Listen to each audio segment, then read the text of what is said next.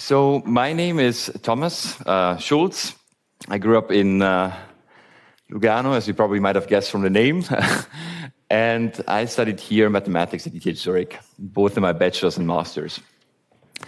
And today, what I want to talk to you about a bit is what we call the startup algorithm. Okay, and it goes something like this. So step one, find a problem. Step two, find some friends to brainstorm potential solutions with. Step three, build a minimum viable product. We'll come back later to that. Step four, find customers that are willing to pay for this minimum viable product. And step five, iterate and scale.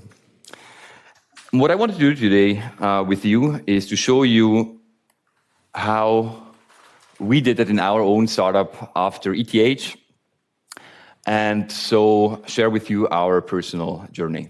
Okay, and so it started finding a problem 5 years ago. I graduated here from ETH. Was very proud that I got my master's in mathematics, and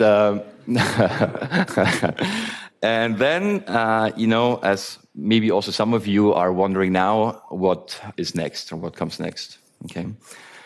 And so I spoke a lot with friends that studied with me at the time, mathematics as well. And most of the industries that people were looking at, finance was still cool back then, consulting, tech. And so after careful decision, I went into finance and not tech. Okay, so this was quite interesting in the beginning because I joined this trainee program, which actually I managed to go to New York and to this trainee program.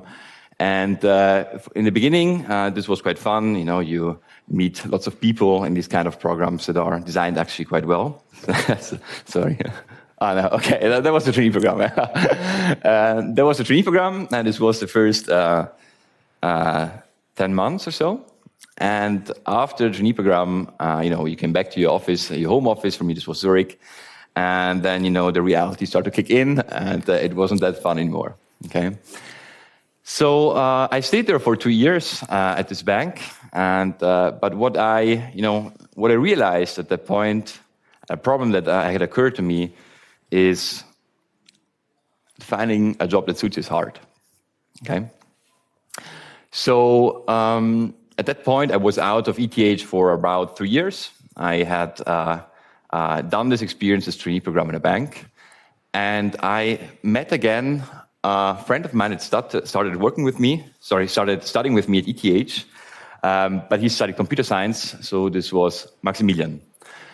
And Maximilian had studied and finished computer science at ETH, and he had gone to work for a startup incubator in London, okay, to build, maybe, who knows what an incubator is? Is that, yeah? So it's basically incubator. How they work is they take smart people in, and Max is definitely very smart, and he's the brains of, we'll come to that later. But he went to the startup incubator where they basically give you a team, they give you a bit of money, and they give you some time to build up a product and try to see if someone is going to buy the product after all. Okay. And so Maximilian and myself, we started talking about this, about our experiences, how it went for the two of us after we left ETH. And, he had faced some similar issues. He was working now in the startup incubator.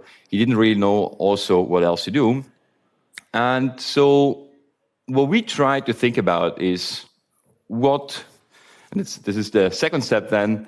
So what could we do, as ETH alumni, as we worked in the industry for a few years, to tackle this problem about getting real insights anytime, anywhere into cool jobs that maybe people with a similar background like you're doing now. Okay. And so we brainstormed. We sat down at maybe some of you. Do you know the Rocket Hub, the ETH Entrepreneur Club? Yeah, you know it. Okay, perfect. So basically, I'm not sure if you're familiar with that, but there's this ETH Entrepreneur Club at ETH, and they're very close to here at Stampfenbachstraße, what is called the Rocket Hub. And it's basically a co-working space where you can just go and brainstorm ideas. So that's what we did. We tried to think, okay, what can we do to try and, or give insights into interesting things that you could do by having studied mathematics or computer science or whatever it may be. And so we came up with two potential approaches, two ideas, the first two ideas. And the first idea was to, basically go to various companies and go to startups, take our camera with us and, basically, record what these people are doing. Second idea was to use live streaming in a sort of Twitch. Do you guys know Twitch? Yeah? So basically do something like Twitch for Careers, where the streamers were not the gamers, but basically people in companies. Okay? And so, sorry.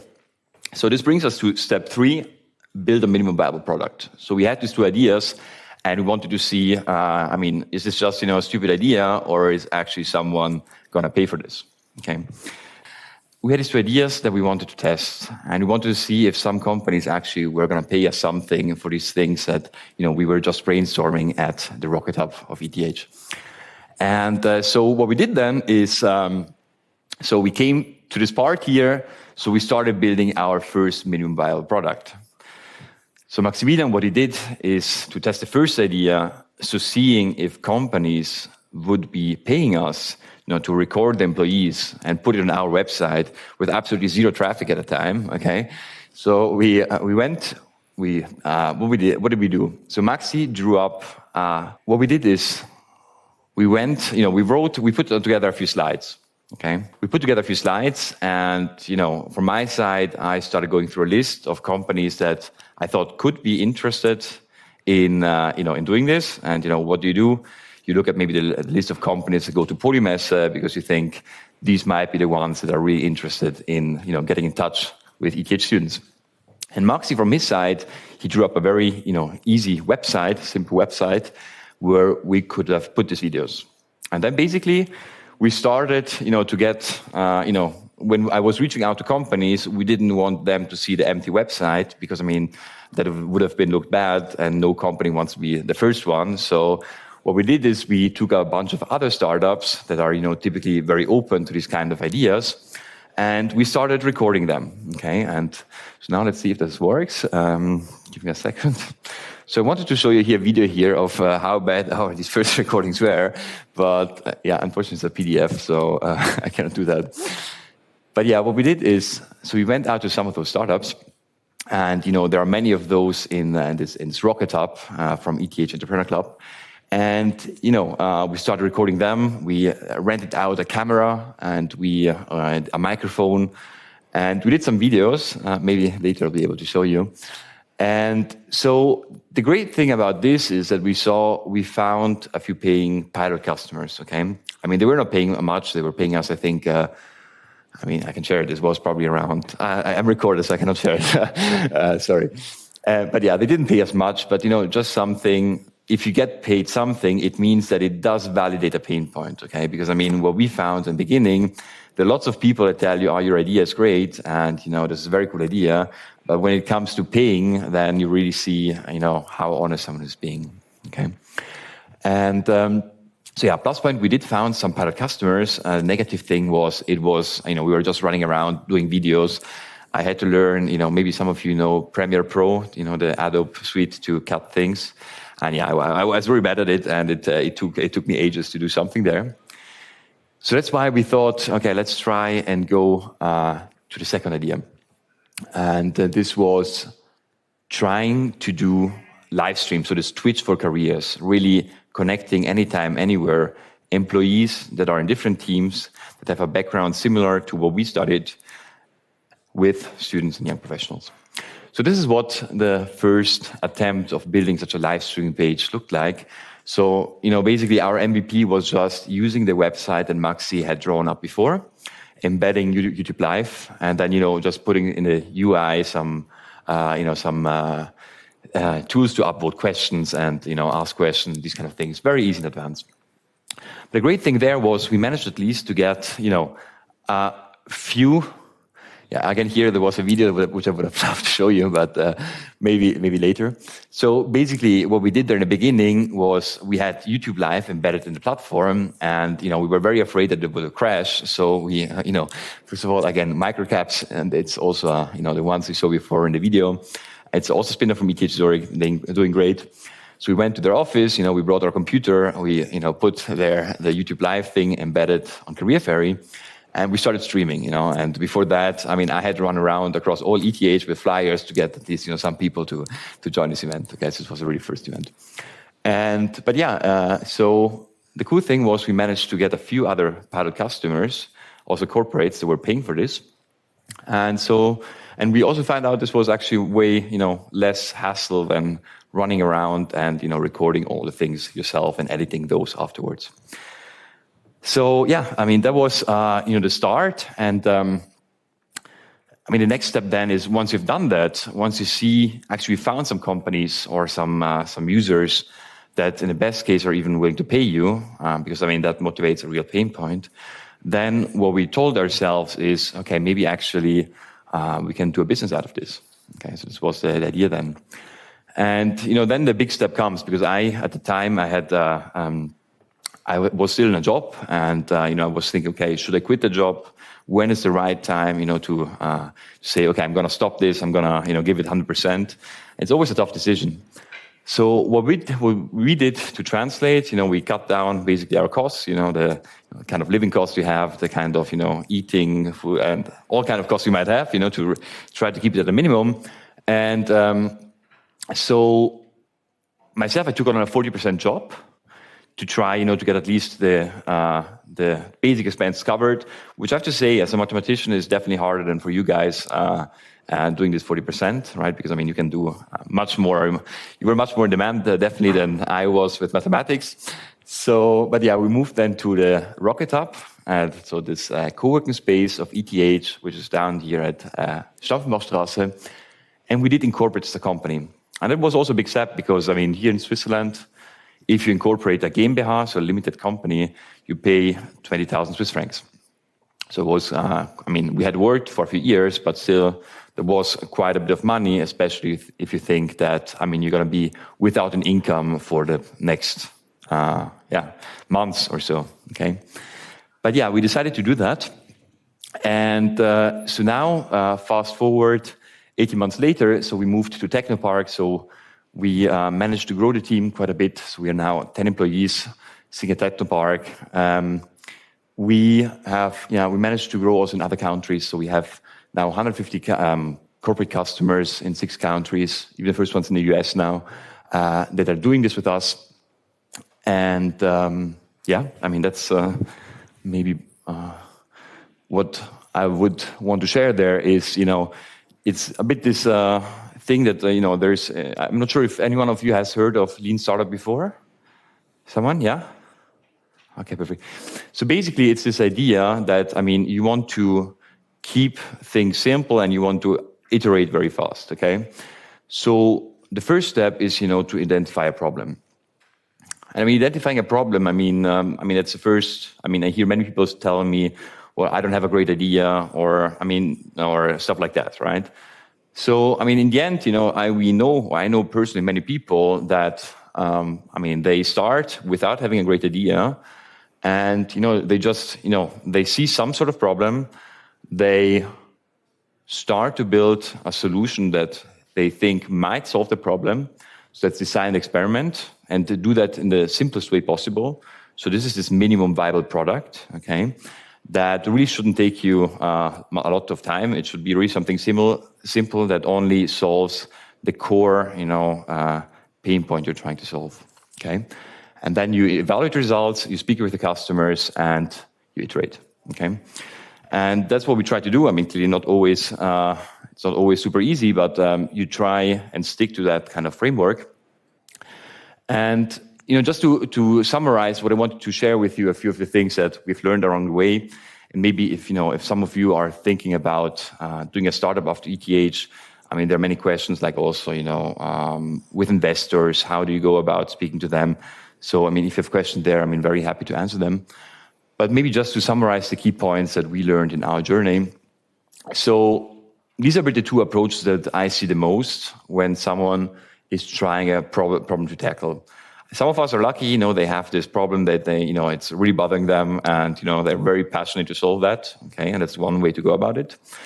But I mean, there's also the way to, we know people very well that they just take a list of business models that work in other countries, maybe things that have worked in the US or somewhere else, and they just try to replicate that in Switzerland or in the DACH region or Europe. Okay, and these are both very valid approaches. And the second one, doing it with friends is more fun, and finding a good CTO, that's, probably not your guys' problem, but for me, that was actually the toughest thing in the beginning, because it's, you cannot believe how in demand you with a computer science degree, or I guess most of you have some sort of coding skills are. I coded when I was studying at ETH. I think the highlight was really coding Hello World at some point, but then after that it stopped. So bidding on minimum viable product. So we went over that, step 3. And sorry, now I need to just check where I am here in the slides. Find pilot customers. So this is something really, actually really important, because I remember, in the beginning when you start having an idea and, you talk to your friends, and most of our friends told us, great idea. Even though our first ideas were actually very, very stupid in hindsight, okay? So, the best feedback to see if your idea solves a pain point is really to see if someone is willing to pay you for that, even if it's not a big amount, okay? And that also then gives you confidence to also go the next step and, think about maybe making a company or business out of that. Because, that's always a big leap, right, that you got to take at some point. And, last step, iterate and scale. We went over that. And maybe just as a last thing to touch upon is how to finance yourself. Because that was also a big problem that we had. We didn't have, I didn't save that much money after banks, I have to say. So what can you do to finance yourself? There are two approaches generally, right? The first one is what is called bootstrapping. So bootstrapping means that from the minimum viable products and the first pilot customers you have, you manage to already get some money back that allows you to pay basic expenses, okay? Basic needs. And the second one is to go with investors, okay? And so there are 3 things. Clearly in the first round, this can be friends and family that you speak to.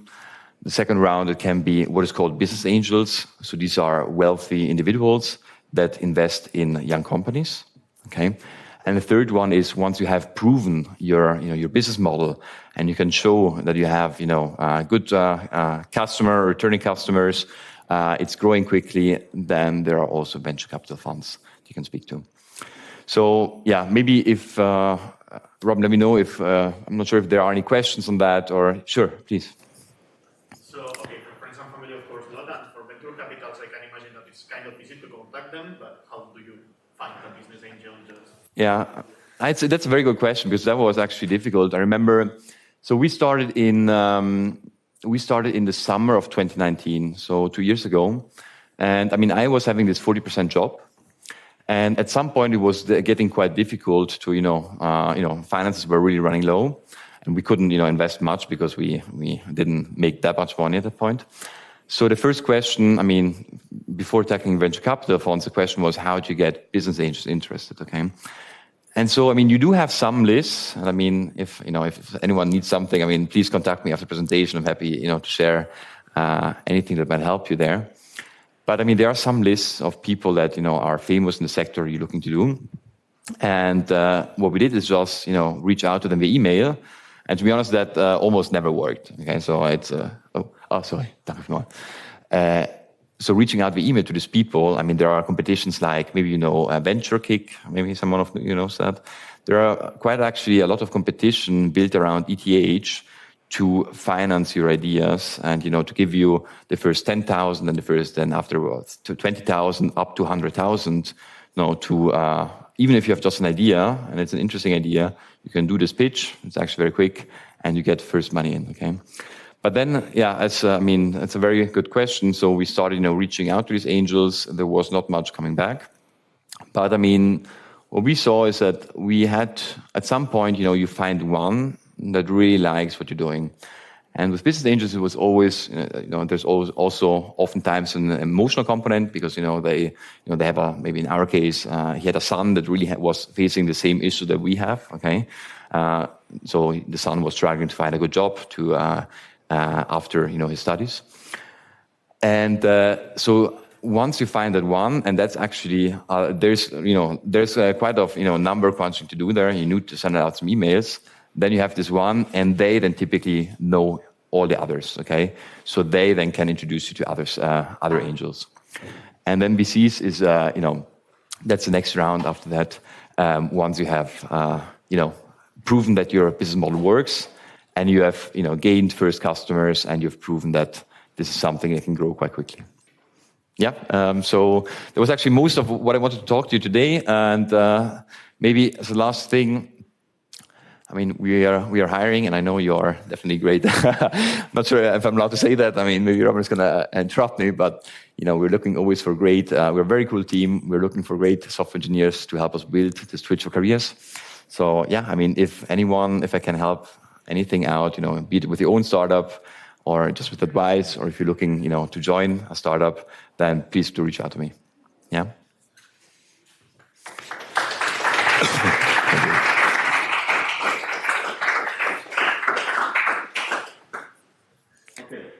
So let's head over to the Q&A. If you guys have questions, please ask them now. So as a regular VC with some business angels, like the decision making meeting for me, what do they ask and what do they answer? Yeah, I mean, so you're asking what kind of question they will ask you. So I mean, the question we mostly got is, first of all, what are you building? Okay. So what are you building? What are you doing? Okay, and there, I think it's just important to be able to summarize it quite quickly. Okay, so give a concise answer. And the second one, in our experience, what business angels were looking most for is, first of all, to know there's a market for the problem you're trying to solve. Okay, I mean, if you are, building, an audio studio, I think that's, can be a very cool idea, but maybe there's not a huge market for an investor, to invest in and grow there. So, know your numbers, how big is the market, the potential customers that you can sell this to, okay, with numbers. There you need to do some research. And then what helps a lot is you have first traction.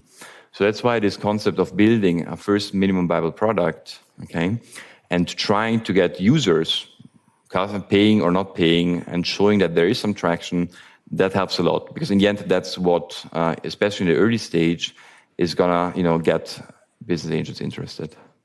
So I would, to be honest, also for us, the first ideas we tested, we tried to test them, retest them, and in the beginning, some companies told me it's a really, really stupid idea, and then you change the idea, and at some point, you start having companies that are willing to pay, or users willing to pay, if that's a B2C business, and that's gonna help you so much convincing. So yeah, it's how big is the market? What you do you have some traction? And what you want to do with the money. Okay, so these are the most important things, I guess. No more questions? Yeah.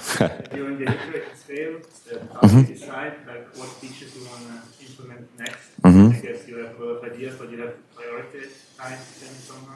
Yeah, absolutely. To be honest, I think the only thing that worked for us, because in the beginning, I remember, we had this product and we had lots of ideas, as you say, what could be cool. And so we started building, some features additional to this product, which we noticed people were not really using. So actually, the only thing we do now is only build things that are requested by our users or our customers. That's the only thing, yeah. Because I thought, I had a lot of cool ideas for this thing and, implemented that, but, sometimes you see it's, people don't really care about the features that you've built there. Do you enjoy being a founder? Like, do it again? I enjoyed a lot, I have to say. I remember when I was in the corporate world, it happened to me a lot that after a year, Sunday evening, I was like, okay, fuck, now the week is starting again, right? And that never happened to me actually in a startup. So that's actually very cool. You do work a lot. I worked a lot also in when I was in finance. I work, at least the same amount of time now, if not more. But I was never, disappointed that it's, tomorrow is Monday and you're going to start again. Okay. Yeah. So actually, yeah, I loved it and I can recommend it to anyone. Yeah. So yeah, please, yeah. Yeah. We have a lot of concurrents. For example, if the university just has its own career events, how come you could just go there? Absolutely, and that's a great question. So basically what we do, and maybe I didn't include too much of that, but it's a super important point. So what we do is we partner actually with the career center. So within each school, there are different organizations that host these events. One of the main are always the career centers. Maybe the ETH Career Center, which is really doing a fantastic job. So what we do actually is that we partner with all these career centers to host these events. So if I had internet here, I would show you, I would love to show you, what the ETH Career Center or EPFL Career Center or RWTH Career Center, also with Imperial College, are doing on CareerFairy. But you're absolutely right. If we were to do that separate from them, that would be a competition. But we really have a partnership model with all these career centers. They host their events on our platform. Okay, so what is the partnership exactly? Like, what do you do with them? So what we do with the career center? So do you, for example, provide the companies for the career center, or? That's also. We provide three things to the career center. First of all, it's a platform that we think hopefully is going to become a bit more enjoyable than the standard Zoom meeting. Second one is it's not very easy also for career centers to get a feeling, when they do an event, how did students actually enjoy that? Okay, the whole analytics aspect. And imagine you take part in a Zoom meeting, and after 30 minutes finished, and so did people actually, enjoy that meeting? Was it, is there any feedback from the audience and so on? How many participated? So all these analytics we also provide, so they can see actually people stayed in, on average quite long. Okay, it's all anonymized now. And, they gave great ratings and, they even gave some feedback that the next company would like to see is, Snapchat. So that's the second thing. And the third thing is new companies. So we have all these companies on the platform that can then book events for the career centers that work with us. So career centers get more companies. Yeah. If you want the internet to show more about career centers, I can hook up my laptop. Yeah, I'm not sure if I know I'm the only one standing in between your lunch. So it's if you have like 1 minute, you have 1 minute, 6 seconds more. Yeah, I promise I'm not going to be longer. Yeah. Okay, sure. Let's do it. Super quick. Sorry, I think there was someone else. Yeah. Yeah, just wanted to ask, what's the biggest myth around building a startup? What do most people think about building a startup, which you, from your experience, can surely say that it's not true or not how most people imagine it? I guess, if you read the stories that are, coming from Silicon Valley and so on, you see, people that, they come up with an idea and, it's all great. The ecosystem is great. They love what they do. And, it all goes upwards from there. Okay. So I think, there are always, especially in the beginning, there are lots of phases of self-doubt, right? Because, you just quit your job and the job was maybe paying well, right? And you just, you're two people and just starting to do something new. So I think that it's, especially in the beginning, accompanied with, followed by a lot of self-doubt as well. Until, at some point you work that much that you don't have time to think about it. No, I'm joking. But I think that's, we see there's lots of, myth like, it's all, how do you say in English? It's all cherry. No, what's the phrase I'm looking for? It's all, great. It's all, almost mid-sized, as you say, yeah. But there are, the road is quite, let's say, buckly, and there's lots of self-doubt. All people I know, me personally as well, especially in the beginning. And then, after you get, start having more and more customers, you start having also more confidence, right? So, yeah. Are there any ugly legal processes? That's what I was a bit afraid of. I imagine when you're first looking for a paying customer, you also need to try and establish legal entity. That's a good point. It's true. It depends in the end, who your customers are. So, in our case, customers were corporates. And, we had in the beginning a Kollektivgesellschaft. So it's like something just where you can invoice people. I think we had a Verein even, okay, the two of us. So we were sending invoices from a Verein. You can register Verein in, I think, in a few hours. I mean, you don't need not much paperwork at all. And then you send invoices to your first customers from this, Verein, so association kind of thing. So in the end, that's something, that, they were laughing a bit at us. So, we said, okay, let's get at least 6-7 paying customers that want to do it with us, so we can maybe pay 1/3, 2/3 1/3 around of the cost of a GmbH with these proceeds, and then, the rest will pay from our own money, okay? Because, it's also a lot of, credibility that if you send it from a GmbH, or if you send it from a Verein. So I would actually, as soon as you have some paying customers, I would try to really, take the leap and maybe, take a side job if you need to, okay? But, do it as a GmbH. But first have, some traction and ideally paying customers. Sorry, so I'm going to be super quick. So what I wanted to show you, so what did I say? What did I want to show? So I see CareerFairy is not saved in your laptop yet. That's not good. Okay, so basically, just to show you what it looks now. So we have this page when you all know how Twitch looks like, right? So you come to the page and you're immediately engaged on Twitch, right? You see like these people streaming, and you can go in, type some things and so on.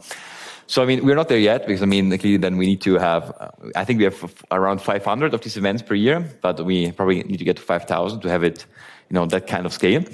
But basically what you see is this live streaming platform where every day you have, other events. So Monday is Avalok now, Friday was McKinsey, L'Oreal, government all on Thursday, UBS, EY, ABB all on Thursday. Also lots of cool startups that we're trying to get more and more, because not only the big corporates. And basically what you can do then, if you want to subscribe to an event, you just, okay, now you're not subscribed in, but you would, you can click I'll attend, you can ask questions, and interact with the team afterwards. They typically show you, what their office looks like, what the projects they work on look like, and you really get to interact with the team that you will be working with. If you apply for that position. And so that's why, this is what we do through this live stream medium. And yeah, we really try to have every day, so it's not like one big CareerFairy that happens once a year, but it's really to make this interaction continuous during the year. Okay, so have really every day, other companies from other countries or different teams within the companies show you what you could do in their team. And clearly also for you to see if that would be a good fit, and then hopefully apply very easily and get a job. So yeah, that's what I wanted to briefly show you. These are, we're doing quite many events. If there's anything, if you're looking for, to join the team, if you think you just want to have a chat, or if you're looking to build your own startup, please reach out to me. I think I had it, I'm not sure if I put it in my other, so let me write it up here, okay? So you have my email address, sorry, that's a bit, but